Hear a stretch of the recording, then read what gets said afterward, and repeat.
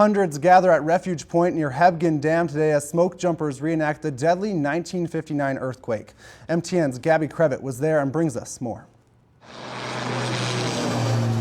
August 18, 1959, smoke jumpers descended down to Refuge Point in Hebgen Dam after the deadly 7.3 magnitude earthquake shook the Rock Creek campground and the surrounding area to its very core. There were fault scarps that dropped 20 feet, so Hebgen Lake dropped 19 feet, and land was displaced up in Hebgen Lake.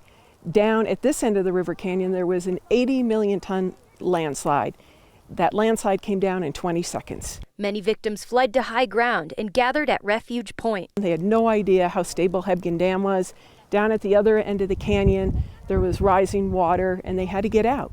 Today, smoke jumpers did a reenactment of what happened after the devastating earthquake. Over 100 people showed up today here at Refuge Point to watch the smoke jumpers.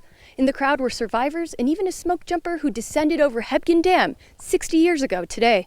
Lowell Hansen was one of the smoke jumpers that came to help victims after the earthquake.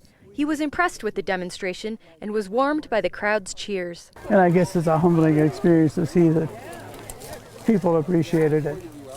Hansen was able to have an emotional meeting with one of the survivors of the earthquake.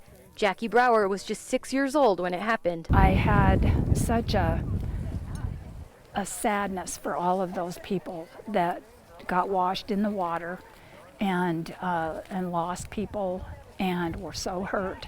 And that has kind of been hanging in my mind ever since.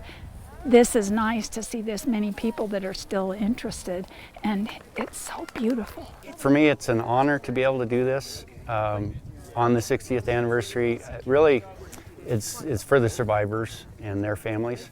In West Yellowstone, Gabby Crevitt, MTN News.